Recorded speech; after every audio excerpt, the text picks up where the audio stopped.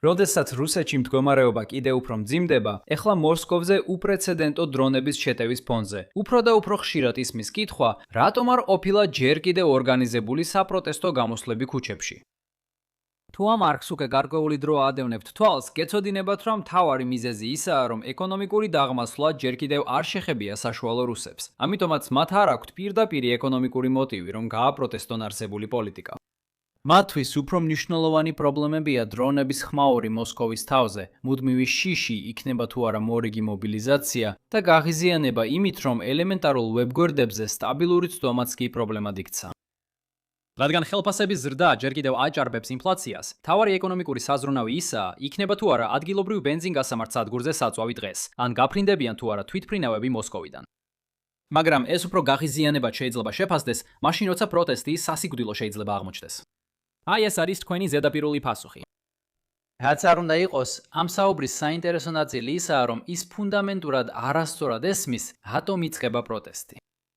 მედიასა და ანალიტიკურ წრეებში გავრცელებული ნარატივები ვერ აფასებს თუ როგორ აყალიბებს კრემლის მხრიდან უთქმელი გარიგება შიდა პროცესებს და რომ მთავრობის მიერ დაშობული შეცდომები სწორედ ამ ვაჭრობასთან დაკავშირებული შეფერხებებიდან მოდის.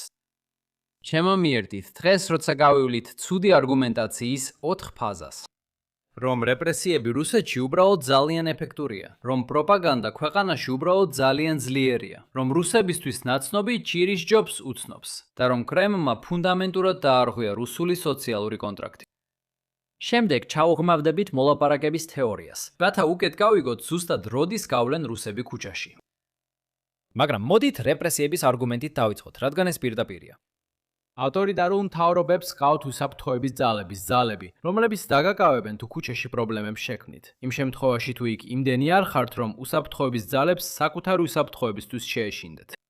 რეპრესიების არგუმენტის ძირითადი წინაპირობა ისაა, რომ რუსეთის უსაფრთხოების ძალები ამას უკვე დიდი ხანია აკეთებენ და საჭიროა წარმოუდგენლად დიდი სოციალური მოძრაობა, სანამ ისინი ორჯერ დაფიქრდებიან, სანამ რეპრესიებს დაიწყებენ. შესაძლოა სხვა მიზეზების გამოც, რომელზეც მალე ვისაუბრებთ, ამჟამად საკმარისი კონსენსუსი არ არსებობს იმისთვის, რომ ამდენი ადამიანი ქუჩაში გამოვიდეს. შესაბამისად, პროტესტები წყდება მანამდე, სანამ ისინი დაიწყება. თუ ნება მომეცით გაავლო ანალოგია, რომელიც ამ ეტაპზე ყველასთვის ნაცნობია, ეს იქნებოდა იმის თქმა, რომ ომები არ ხდება იმიტომ, რომ ერთი მხარე ბევრად უფრო ძლიერია მეორეზე. თუმცა ჩვენ ვიცით ორი ფაქტი ამ განცხადების შესახებ. პირველი, ეს სიმართლე არ არის. ისტორიის წიგნებში უამრავი დავითისა და გოლიათის ომი არსებობს. და მეორე, როდესაც მოწინააღმდეგეზე ბევრად მეტი ძალა გაქვს, რეალური შედეგი ის არის, რომ შეგიძლია მოლაპარაკების გზით მათგან უფრო მეტი მიიღო. ამ ლოგიკის მოქალაქეებსა და მთავრობას შორის მოლაპარაკებებზე გადატანა რომ ცადოთ. ავტორიტარული რეჟიმები ცდილობენ, რაც შეიძლება მეტი მიიღონ საკუთარი მოსახლეობისგან. ლიდერის თამაში ესეთია, რაც უფრო მეტს იღებს, მით უფრო აღიზიანებს მოსახლეობას და მით უფრო იზრდება მათი ქუჩაში გამოსვლისა და პროტესტის დაწყების ალბათობა. თუ მთავრობა ჭკვიანია, შეუძლია ამოღების დონე მიუახლოვოს იმ შედეგს, რასაც სამოქალაქო აჯანყება სავარაუდოდ გამოიღებდა. მაშინ არავის აქვს პროტესტის მიზეზი, რადგან ეს მხოლოდ რისკს შეიცავს და არანაირ მოსალოდნელ სარგებელს არ იძლევა. შედეგად, უსაფრთხოების ძალების გაუმჯობესების პირველი და უშუალო ეფექტი მართლაც პროტესტის შეკავებაა.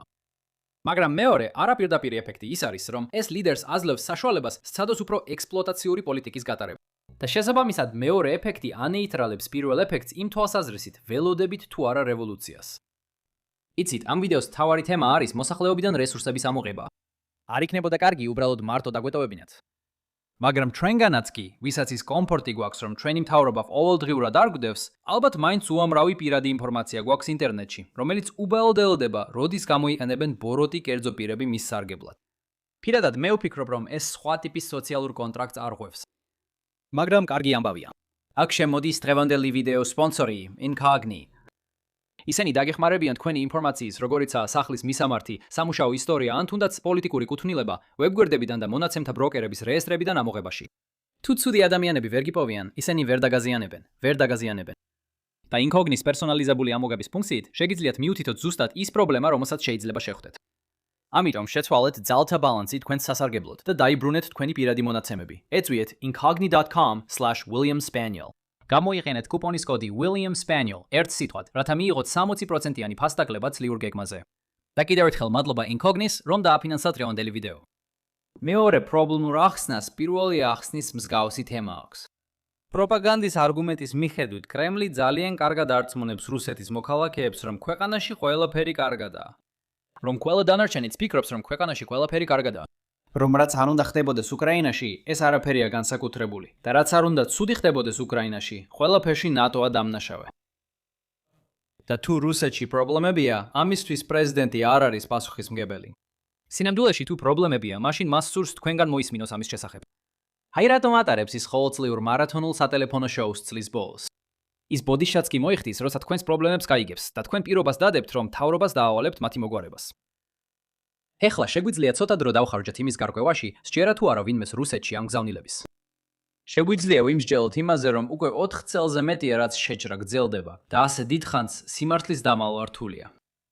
შეგვიძლია ვიმსჯელოთ იმაზე, თუ როგორ გაავრცელებენ ომიდან დაბრუნებულთა სოციალური კავშირების სიმართლეს, რადგან ეს ადამიანები ხშირად მძიმე და მთელი სიცოცხლის განმავლობაში გამყოლი ტრავმებით ბრუნდებიან. შეგვიძლია ვიმსჯელოთ იმაზე, რომ მასობრივი მობილიზაციის პოლიტიკას სერიოზული წინააღმდეგობა აქვს, რაც რთულად ასახსნელია, თუ საშუალო რუსი ფაქტებს ვერ ამჩნევს. ან შეგვიძლია მიუთითოთ მოქალაქეებისთვის ჯარისკაცად გახდომის მიზნით მზარდ და მნიშვნელოვანი კონტრაქტების შეთავაზებებზე, რაც კიდევ ერთხელ რთულად ასახსნელია, თუ მოქალაქეები პრობლემებს უფრო და უფრო ვერ აცნობიერებენ.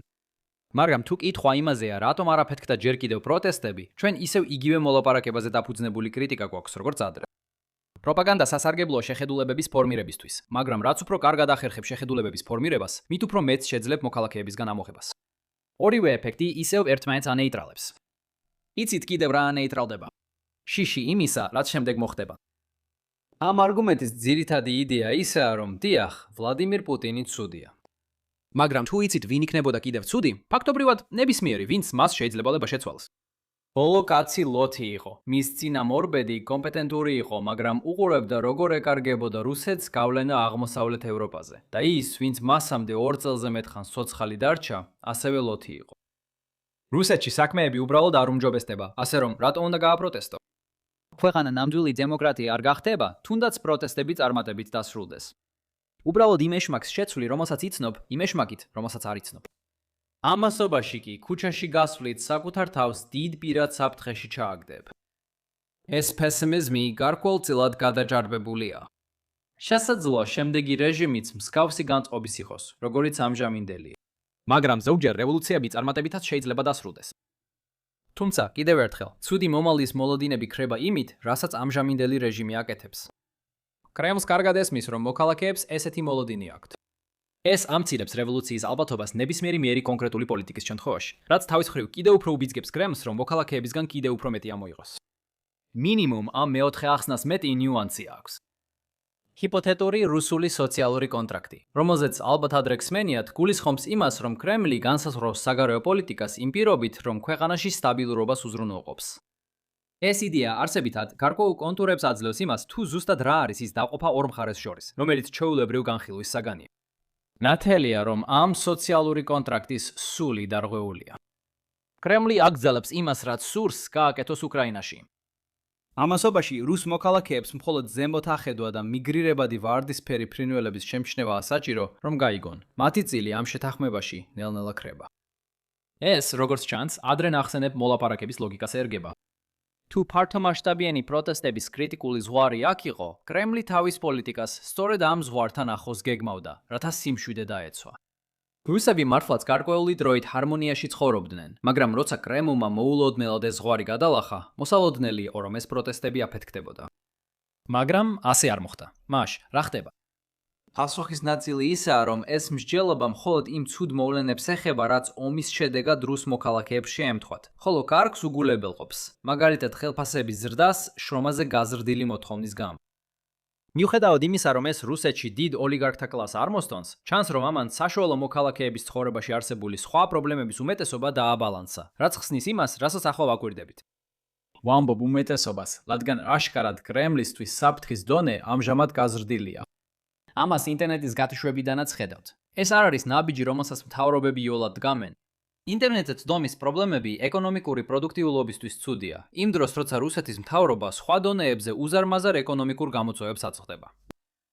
მიუხედავად ამისა, კრემლი მაინც აწყობს გათიშვებს, რადგან ეს ხელს უშლის რუსეთის მოქალაქეებს, რომ კოორდინირებულად იმოქმედონ მთავრობის წინააღმდეგ.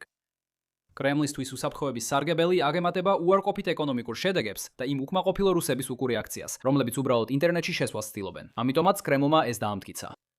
ეს კი მაინც გტოვებს დღევანდელი მთავარი შეკითხვის პასუხის გარეშე. როდის ვიხილავთ რუსეთში მნიშვნელოვან პროტესტებს? და გულწრფელი პასუხი ისაა, რომ მე არ ვიცი და სინამდვილეში არავინ იცის.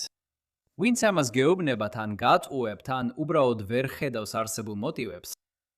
ავტოკრატიულ მთავრობებს შეუძლიათ იმ წერტილამდე მივიდნენ, როცა მათი ავტორიტეტი ნადგურდება და ყველა ერთიანობა ქრება. ამ ეტაპზე მთავრობას აღარაფერი შეუძლია, რაც პროტესტის მონაწილეებს დააკმაყოფილებს. ამიტომ უკვე შესაძლებელია ქვეყნის მომავალზე გარკვეულად სანდო პროგნოზების გაკეთება. თუმცა რუსეთი ამ წერტილამდე ძალიან შორსაა. კრემლს ჯერ კიდევ აქვს საკმარისი შესაძლებლობა გაზარდოს ან შეამციროს პოლიტიკურ დათმობებსა და რეპრესიებს შორის ბალანსი, რათა თავიდან აიცილოს აშკარა და სერიოზული პრობლემები. ერთი გზა, რომლითაც შეიძლება თავი დავარწმუნოთ, რომ ჩვენ, როგორც კლავიატურის მებრძოლები, ვერ შევძლებთ ზუსტად ვიცინასწარმეტყველოთ, როდის შეხვდება მთავრობა აქტიურ წინააღმდეგობას, სწორედ ეს არის. თუ ჩვენ ყველამ ვიცოდით, მაშინ რა თქმა უნდა, კრემლიც იცოდა და ქვეყნის უსაფრთხოების ძალები აქტიურ ნაბიჯებს გადადგამდნენ საფრთხის წინააღმდეგ. ეს არის ის ბალანსი, რომელშიც ამჟამად ვიმყოფებით. მთავრობა მაქსიმალურად ცდილობს პრობლემები ჩაახშოს, როდესაც ფიქრობს, რომ მათ ამოიცნობს. ერთ მომენტში შეიძლება რაღაცა შემთხვევით იმი მოხდეს, მთავრობის ერთიანობა დაიკარგოს და ჩვენ შეგვიძლია უფრო თამამი პროგნოზები გავაკეთოთ რუსეთის შესახებ, მაგრამ ჯერ იქ არ ვართ. შემთხვევითი ინციდენტების გარდა, რომლებიც შეიძლება მოხდეს, რა სტრატეგიულმა პრობლემმა შემოიწევებმა შეიძლება გამოიწვიოს მოსკოვის ქუჩებში გამოსვლა. ვისკის მიუხედავად, რომ თავიდანვე გავიმეოროთ, როგორ მივედით აქამდე, კრემლი ფუნდამენტური არასწორი გათხრების გაკეთებასაც კი ახერხებს. აქ არასწორი გათვლა უკრაინის წინააღმდეგობის უნარზე კი არ იქნება, არამედ იმაზე, თუ როგორ უპასუხებენ რუსეთის მოქალაქეები სტატუს-კვოში ცვლილებებს. ასევე ვიხილეთ ამის ნაწილობრივი ვერსია, როდესაც ადრე ნახსენები 2022 წლის შემოდგომის მობილიზაცია მოხდა. მაგრამ ვფიქრობ, ეს შემთხვევა კარგად აჩვენებს, როგორ მუშაობს სტრატეგიული ურთიერთქმედება. კრემლმა გააცნობიერა, რომ მობილიზაციის პოლიტიკა პრობლემას ქმნიდა და მალე გადავიდნენ ნებაყოფლობითი გაწვევის სტრატეგიაზე. თუმცა შეიძლება წარმოიდგინეთ სიტუაცია, სადაც საშუალო რუსისთვის ცხოვრება მნიშვნელოვნად გაუარესდება. თქვათ, ქვეყნის ეკონომიკური არასტაბილურობა იწვევს კერძო სექტორში გაკოტრებებს, რაც ფართომასშტაბურ უმუშევრობას და ახლა უკვე აშკარა უარყოფით შედეგებს იწვევს ამ საშუალო რუსებისთვის.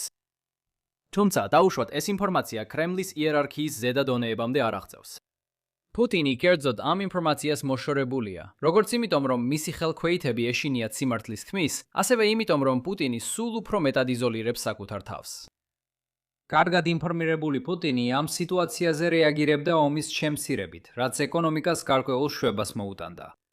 მაგრამ ის ვერ აცნობიერებს რა ხდება, ამიტომ არანაირი კორექტირება არ ხდება და შემდეგ მოულოდნელად ხალხი ქუჩაში გამოდის. უფრო ფართო საიდუმლო, რომელიც ყველა ავტოკრატიულ რეჟიმს აწუხებს, არის ის, თუ როგორ ჩაახშონ ის მცირე რიცხოვანი ადამიანები, რომლებიც შეიძლება პროტესტს შეეცადონ, მაშინ როცა ბრბოს უსაფრთხოება არ აქვთ. მთავრობებს უნდა გაამკაცრონ ზომები, რომ მოძრაობამ არ მიიღოს მასშტაბური ხასიათი. მაგრამ უსაფრთხოების ძალებმა ფრთხილად უნდა იმოქმედონ, რომ ზედმეტი არ მოუვიდეთ და რეპრესიის მცდელობებმა უკუშედეგი არ გამოიწვიოს. რა იწვევს და რა არ იწვევს უკუშედეგს, ეს საიდუმლოა, როგორც მონაწილეებისთვის, ისე ჩვენთვის, ვინც გარედან ვაკვირდებით.